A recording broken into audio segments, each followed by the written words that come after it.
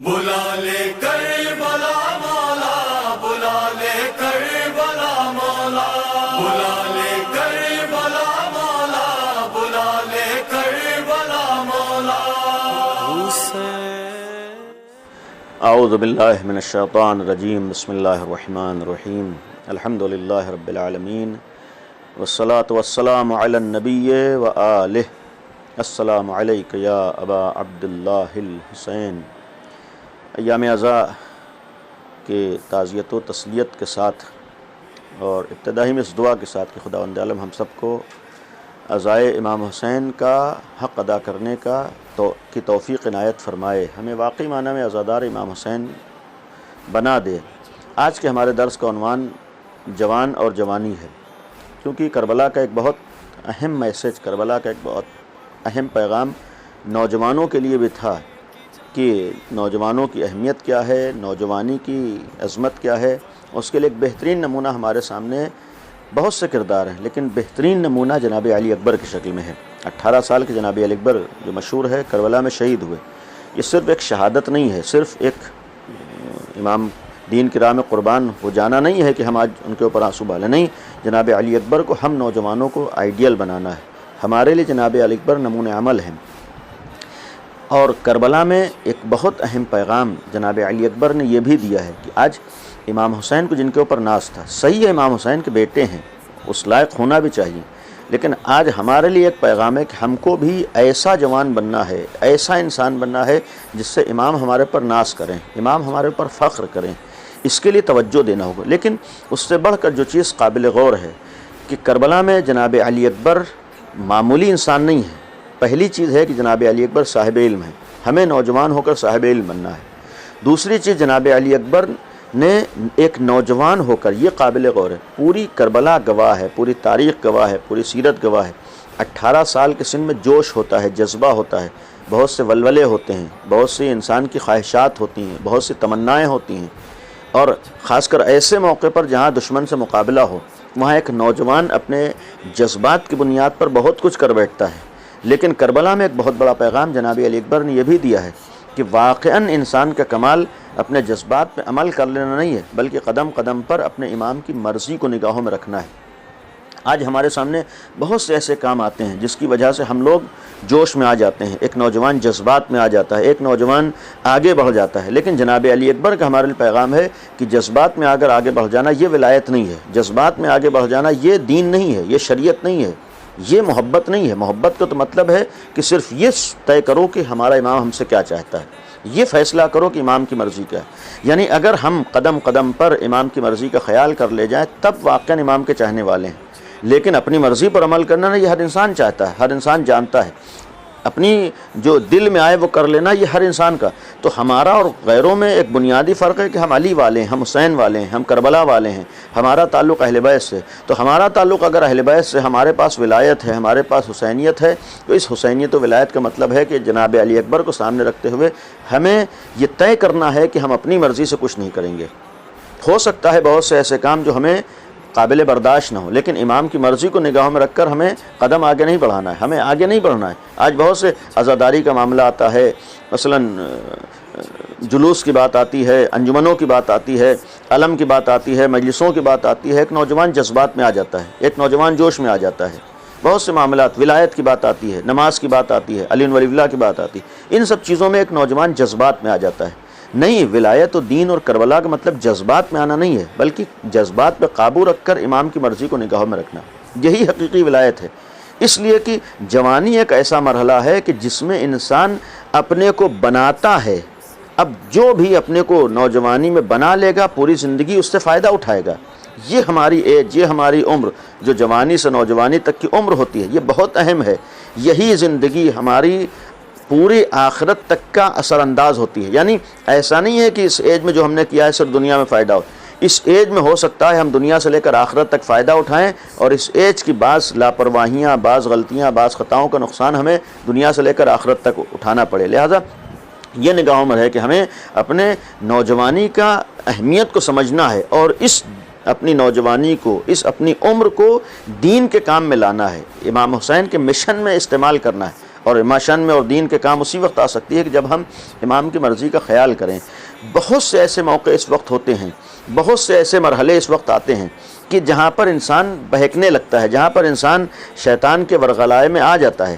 اگر ہم واقعاً شیطان کے بہکاوے سے محفوظ رہنا چاہتے ہیں، اپنی جوانی کی حفاظت کرنا چاہتے ہیں، تو ہمیں جناب علی اکبر کو نگاہوں میں رکھ کر امام کی مرضی کے خیال کرنے کا ایک مقصد یہ بھی ہے کہ ہر وقت اپنے امام کو نگاہوں میں رکھنا ہے۔ یہ یقین رہے کہ اگر ہر وقت ہم اپنے کو امام کی نگاہوں میں رکھیں، یعنی یہ احساس رہے، یہ یقین رہے جو ہے حقیقتاً کہ ہمارا امام ہم کو دیکھ رہا ہے، ہم امام کے سامنے ہیں، تو پھر آسان ہو جاتا ہے اپنے کو گناہوں سے بچانا۔ اس لیے کہ آج جیسا بھی نوجوان ہو، حتیٰ آپ نے دیکھا ہوگا بہت سے جو بہکے ہوئے نوجوان ہیں، وہ بھی کم از کم اتنی غیرت اور حیا اور اتنا انسانیت رکھتے ہیں کہ بہت سے کام دوسروں کے سامنے نہیں کرتے ہیں۔ آپ انصاف سے بتائیے، اگر ایک بہکا ہوا انسان بعض کام دوسروں کے سامنے نہیں کرتا ہے، اگر یہی اسے احساس ہو کہ ہم خدا کی نگاہوں کے سامنے، اگر اسے یہی احساس ہو کہ ہم امام کی نگاہوں کے سامنے، تو پھر کیا ہو سکتا ہے وہ غلط کام نہیں کرے گا۔ جس وقت موبائل آتا ہے، بعض ویڈیوز دیکھتا ہے، بعض فلمیں دیکھتا ہے، بعض گناہوں کی طرف اس کے قدم جاتے ہیں، لیکن اگر کوئی دیکھنے والا ہو تو یہ نہیں کرتا ہے۔ کربلا کا ایک پیغام تھا کہ تمہیں یہ صرف خاص موقعوں پر نہیں بلکہ ہر وقت یہ یقین کرنا ہے کہ امام حسین تمہیں دیکھ رہے ہیں، ہر وقت تمہیں یقین کرنا ہے کہ تمہارا امام تمہیں دیکھ رہا ہے۔ یعنی یہ ایک اہم پیغام ہے۔ جس وقت ہم موبائل ہمارے ہاتھ میں ہوتا ہے، آج ہم قابو سے باہر رہتے ہیں، نہیں، ہمیں اس وقت یہ خیال کرنا ہے کہ اس سے ہمیں اپنی عمر، اپنی زندگی اور اپنی لائف کو بنانا ہے، برباد نہیں کرنا ہے۔ یہ ہمیں اپنے کو خود فائدہ پہنچانا ہے، نقصان نہیں پہنچانا ہے۔ بہت سے ایسے کام ہوتے ہیں جس کی طرف ہم ابتدا میں توجہ نہیں دیتے ہیں، بعد میں احساس ہوتا ہے، چونکہ یہ ایج ایسی ہے، یہ عمر ایسی ہے کہ جس میں بہت سی باتیں لوگوں کی سمجھ میں ہماری نہیں آتی ہیں۔ ماں باپ سمجھاتے ہیں، ہمیں برا لگتا ہے، بزرگ ہمیں سمجھاتے ہیں، ہمیں برا لگتا ہے، علماء ہمیں سمجھاتے ہیں، ہمارے ذہنوں کے اوپر بار ہوتا ہے، لیکن جب ہم خود اس عمر سے چلے جاتے ہیں، گزر جاتے ہیں، تب احساس ہوتا ہے کہ ہاں ہم نے اس وقت غلطیاں کی تھیں۔ نہیں، ہمارا دین کہتا ہے کہ بعد میں پچھتانے کے بجائے ابھی ہم توجہ کر لیں، اور توجہ کرنے کے لیے بہترین ہمارے سامنے سیرت اور بہترین آئیڈیل کربلا موجود ہے۔ کربلا میں نوجوانوں نے کیا کیا ہے؟ آج جناب علی اکبر جیسا ایک آئیڈیل موجود، جناب علی اکبر جیسا ایک نمونہ موجود ہے۔ صحیح ہے امام حسین کے بیٹے ہیں، لیکن ایک ہمارے لیے درس دے گئے ہیں۔ وہ درس یہ کہ اپنے کو بنایا ہے، اپنے کو وہاں تک پہنچایا ہے، اپنے کو اس لائق بنایا ہے، اور پھر اس لائق بنانے میں ایک اہم پیغام یہ بھی تھا کہ ایسے بنو کہ جس کی وجہ سے دشمن بھی تمہیں دیکھ کر خوف زدہ رہے، دشمن بھی تمہیں دیکھ کر لرز رہا ہے۔ ظاہر سی بات ہے کہ ایک اہم پیغام ہمارے دین کا یہ بھی ہے کہ ہمارے پاس وہ کمالات ہوں، وہ صفات ہوں، وہ طاقت ہو، وہ جذبہ ہو، وہ حوصلہ ہو، وہ شجاعت ہو کہ جس کی وجہ سے ہم کبھی بھی کہیں پر کسی کے آگے سر جھکانے پر مجبور نہ، بلکہ ہم عزت کے ساتھ زندگی گزار سکیں، ہم جو اسلامی شرافت ہمارے پاس اس کے ساتھ ہم زندگی گزار سکیں۔ اور اس کا اگر آج نمونہ عزت کا ہمارے لیے علم ہے، اس لیے کہ ہم نے دیکھا ہے جس کے پاس نالج ہے، جس کے پاس علم ہے، تو جتنا زیادہ جس کے پاس علم ہے اتنا زیادہ وہ شان سے زندگی گزارا ہے، اتنا زیادہ وہ عزت کے ساتھ دنیاوی اعتبار سے ہی صحیح لیکن زندگی گزارا۔ تو ہم کو بھی اگر عزت حاصل کرنا ہے تو ہم کو اس میدان میں بھی آگے آنا ہے، ترقی کرنا ہے، اور ایک اہم چیز ہمیں اپنے کو گناہوں سے بچانا ہے۔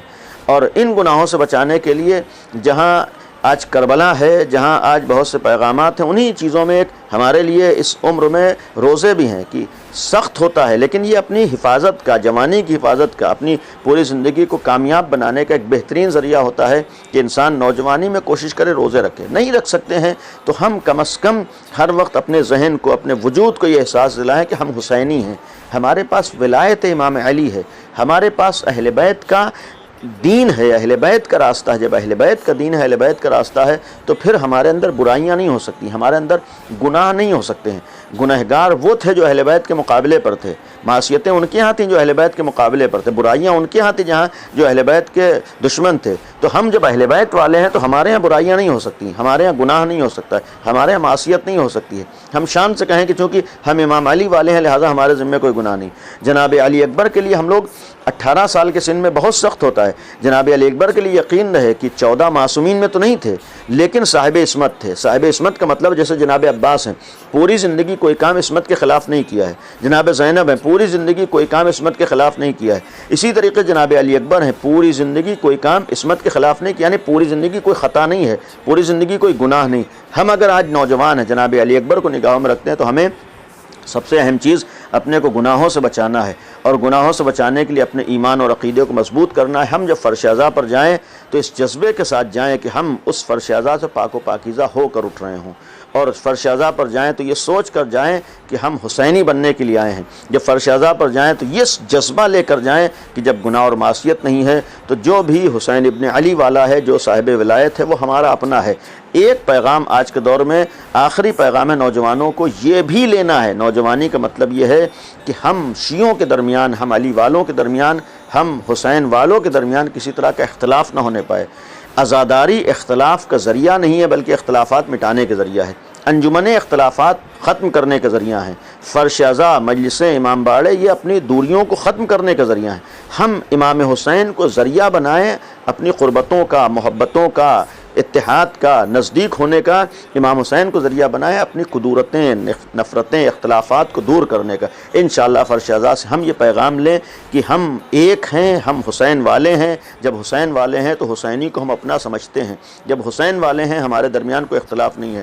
ولایت علی ہو، عزاداری ہو، یہ ہم کو قریب کرنے کا ذریعہ بنے، یہ ہمارے درمیان متحد ہونے کا ہمیں ذریعہ بنے، اختلافات کا ذریعہ نہ بنے۔ اس لیے کہ اگر ہم حسینیوں کے درمیان ایکا ہوگا، اتحاد ہوگا تو امام حسین خوش ہوں گے، اختلاف ہوگا تو یزید خوش ہوگا۔ یہ تو ہم کو اور آپ کو فیصلہ کرنا ہے کہ اپنے درمیان اختلافات کو ختم کر کے متحد رہ کر امام حسین کو خوش کرنا ہے، یا اپنے درمیان لڑائی جھگڑا کر کے اختلافات پیدا کر کے یزید کو خوش کرنا ہے۔ حسینی ہوگا کبھی یزید کی خوشی کی فکر بھی نہیں کر سکتا ہے، وہ ہمیشہ امام حسین کو، امام علی کو خوش کرنا چاہتا ہے۔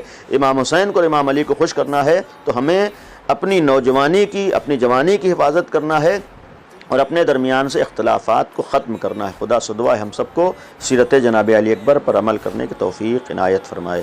وآخر دعوانا ان الحمدللہ رب العالمین۔